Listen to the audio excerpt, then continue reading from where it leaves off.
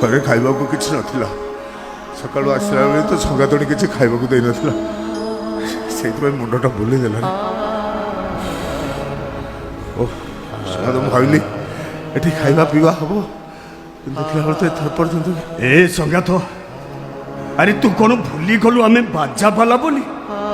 ଆରେ ବାଜାବାଲା ସମସ୍ତଙ୍କ ପଛରେ ଖାଆନ୍ତି, ସେଇଟା ପୁଣି ଖାଇବା ବୋଲିଲେ। ଏଇ ନିଅ, ମୁଁ ତୋ ପାଇଁ ଖାଇବାକୁ ଆଣିଛି। ତୁ ଏଠି କାହିଁକି ଆସିଛୁ? ଆସିଛି ମୋ ବଡ଼ ପୁଅ ରଜତର ବରବେଶ ଦେଖିବାକୁ।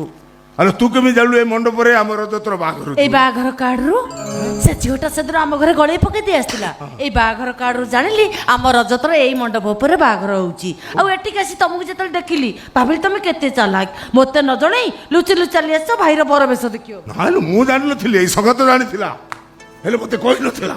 ହଉ ହେଲା, ତମେ ସକାଳୁ ପରେ କିଛି ଖାଇକି ଆସିନ, କ'ଣ ଦିଟା ବସି ଖାଇଦେଲ? ଖାଇବା କୋଉଠୁ ଆଣିଲୁ? ହେଲା, କେତେ ଲୋକ ଖାଇଯାଉଛନ୍ତି, କେତେ ପ୍ରକାରର ହେଇଛି, କୋଉଠୁ ଆଣିଲି ମାନେ ଏଇଠି ଦେଖିବା ଆସ, ମୁଁ ତମ ପାଇଁ କେତେ ରକମର ଆଣିଛି। କୁକୁଡ଼ା ମାଉଁସ, ଛେଳି ମାଉଁସ, ପାମ୍ପଡ଼, ଖଟା, କେତେ ରକମର ଆଣିଛି। ଏ ସଙ୍ଗାତ, ମତେ ବି ଭାରି ଭୋକ ଲାଗିଲାଣି, ତୁ ଏଇଠି ବସି ଖାଇଦେ, ମୁଁ ଯାଉଛି ସେପଟରେ କ'ଣ ଖାଇଦିଏ। ହଁ ସଙ୍ଗାତ, ସେ ଲୋକମାନଙ୍କ ଭିଡରେ ଯାଇକି ନେଇକି ଚାଲି ନାଇଁ ମ, ମୁଁ ଛିଡା ହେଇଥିଲି, ଆମ ରଜତର ନଜର ପଡିଗଲା, ପାଖକୁ ଦୌଡି ଆସିଲା, କହିଲା ବୋଉ ତୁ ଆଇଛୁ ଖାଇଲୁଣି? ମୁଁ କହିଲି ନା, ଗୋଟେ ଲୋକକୁ ଡାକିଲା, କହିଲା ଇଏ ହଉଛି ମୋ ବୋଉ, ୟାକୁ ନେଇଯା ଖାଇବାକୁ ଦବୁ। ମୁଁ ଖାଇଲି, ଆଉ ତମ ପାଇଁ ବି ନେଇ ଆସିଲି। କହିଲା ନହେଲେ ତ ସେ ଆମ ପୁଅଟି। ସେ କ'ଣ ଧୈର୍ଯ୍ୟ ଧରି ରହିପାରିବ ନା? ଖାଇଦେଲ ତମେ, ସକାଳୁ ଖାଇନ। କ'ଣ ସବୁ ଗୋଳେଇ ଘାଣ୍ଟିକି ନେଇଯାଇଥିଲୁ? ଗୋଟାଏ ଜାଗାରେ ଆଣିଛି। ଖାଲି କଣ୍ଟା ମାସ ହେଲି ଖଣ୍ଡେ ନାହିଁ, ଖାଲି କଣ୍ଟା ଗୁଡା କ'ଣ ଆଣିଥିଲୁ? ତମାନଙ୍କୁ ମନା କଲା ପରେ ବି ତମାନେ ଆସିଛ, କ'ଣ ଚାହୁଁଛ? ମୁଁ ଏଠି ବେଜିତ ହୁଏ, ଲୋକମାନେ ମତେ ଛି ଚାକାର କରନ୍ତି। ତ ଭାଇ ସକାଳୁ ପରେ କିଛି ଖାଇକି ଆସିନାହାନ୍ତି, ସେ ଖାଇସାରନ୍ତୁ, ତମେ ଦି ଭାଇ ବସି କଥା। ଖାଇବା ପାଇଁ ଯଦି ମରି ଯାଉଥିଲ ମତେ କହିଲନି? ଟ୍ରକରେ ଲୋଡ୍ କରି ଖାଦ୍ୟ ପଠେଇଥାନ୍ତି। ଖାଇବା ତମ ପାଇଁ ଏତେ ବଡ ହେଇଗଲା, ପ୍ରେଷ୍ଟିଜ୍ ବଡ ହେଲାନି। ଖାଇବା ଦେଖୁଛ, ଖାଇବା।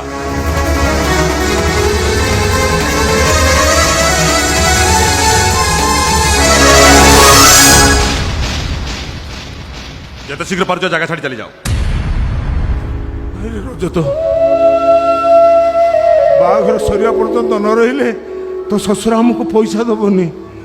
সে আমাকে পয়সা নদেলে মো পার্টি বদনাম হয়ে যাব, মতে সমস্তে খারাপ কইবে রে। তামানে আমি বরযাত্রী আসিনু ম, তো ভাই ঢোলিয়া হেই আসিছন্তি, আর মো লাইট মুন্ডা ହେଇକି ଆସିଛି। ବିଶ୍ୱାସ କର, ଆମେ କାହାକୁ ଚିହ୍ନା ଦବୁନି, କାହାକୁ କିଛି କହିବୁ। କେମିତି ଆଉ ଚିହ୍ନା ଦେଇଥାନ୍ତ? ଲୋକମାନଙ୍କ ବିଷୟରେ ଖାଇବା ଆଣି ସାରିଲଣି, ଭାବୁ ତୁମ କେହି ଦେଖିନଥିବେ।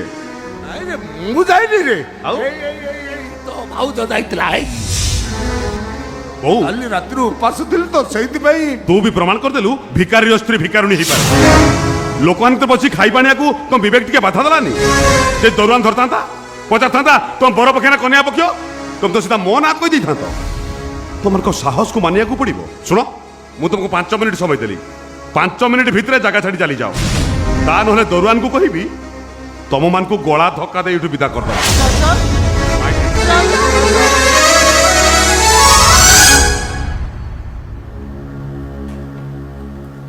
ତୁ ମତେ ମିଛ କହିଲ, ମିଛ କାହିଁକି କହିଲ? କାହିଁକି ସେଠିକି ଯାଇଥିଲୁ? କାହିଁକି ଯାଇଥିଲୁ? କ'ଣ ମୋ ଭାଇକି ବେଇଜ୍ଜତ କରିବା ପାଇଁ ଯାଇଥିଲୁ ସେଠି? ଆଉ ଖାଇବା କୋଉଠୁ ଆଣିଲୁ?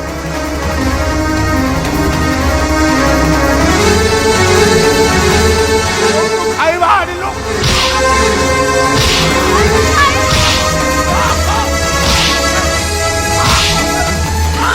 ଖାଇବାକୁ ମୁଁ ବାହାର ଅଳିଆ ଗଦାରୁ ଆଣିଛି।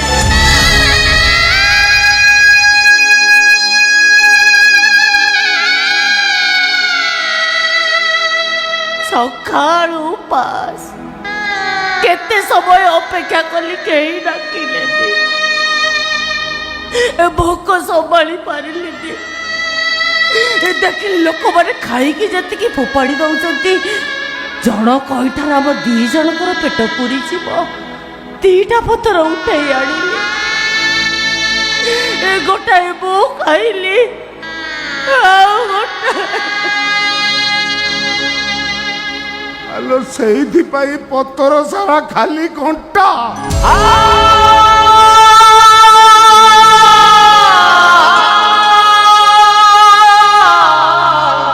ଆଲୋ ତୁ ମତେ ଅଇଠା କହିଦେଲୁ ନା ସତ୍ୟ, ତୁ ମତେ ଅଇଠା କହିଦେଲୁ। ଇଆ ମୋ ବଡ ପୁଅ ରଜତନା ମଣିଷ ବଦଳି ଯାଆନ୍ତି ଶୁଣିଥିଲି, ହେଲେ ଏମିତି ବଦଳି ଯାଆନ୍ତି ମୁଁ ସ୍ୱପ୍ନରେ ସୁଦ୍ଧା ଭାବି ପାରୁନି। ଏଇ ରଜତଟା ପିଲା ବେଳେ ଯେତେବେଳେ ତାକୁ କାନ୍ଧରେ ବସେଇ ଗାଁ ମେଳଣ ଦେଖିବାକୁ ଚାଲି ଚାଲି ଯାଉଥିଲି, ଫେରିଲା ବେଳେ ମତେ କହୁଥିଲା ଭାଇ ତମେ ମତେ କାନ୍ଧରେ ବସେଇ ମେଳଣ ଦେଖିବାକୁ ନଉଛ, ମୁଁ ବଡ ହେଲେ ତମ ପାଇଁ କଣ କରିବି? ମୁଁ କହେ ତୋର କିଛି କହିବା ଦରକାର ନାହିଁ, କେବଳ ମୁଁ ମଲା ପରେ ମୋ କୋକେଇରେ କାନ୍ଧ ଦେଇ ବସାଣି ପର୍ଯ୍ୟନ୍ତ ନେଇଯିବୁ। ସେଇ ଭାଇଟା ଆଜି ବଞ୍ଚି ଥାଉ ଥାଉ ମାରିଦେଲା ଲୋ।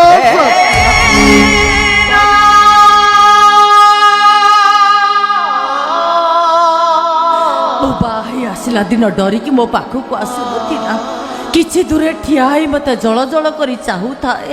ହାତ ଠାରି ପାଖକୁ ଡାକିଲି, ଆସ୍ତେ ଆସ୍ତେ ଆସିଲା, ପାଖରେ ବସାଇଲି, କେତେ ଗେଲ କଲା ପରେ କହିଲା ତମେ ମୋର କଣ ହବ?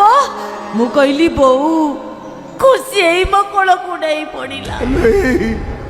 ଏଇଟାକୁ ଡାକତର କରିବା ପାଇଁ ସାନ ଭାଇ ଭଉଣୀ ଦିଟାଙ୍କର ପାଠ ପଢା ମୁଁ ହତାରୁ ବସ।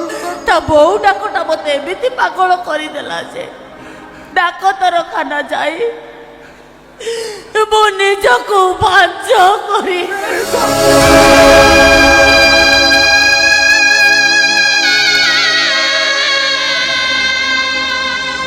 ଦେଖ ତୋ ପୁଅଟା ପରା ବେଦି ଉପରେ ବସି ବାହା ହଉଛି।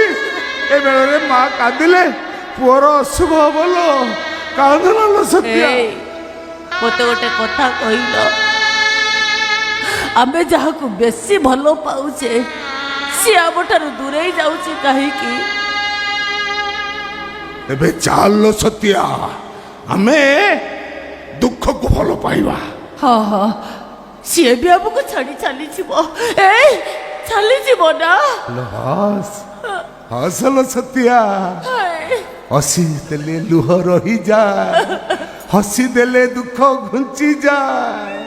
ଆଲୋ ହସ ଲୋ ସତ୍ୟ, ମନ ଖୋଲି ହସ।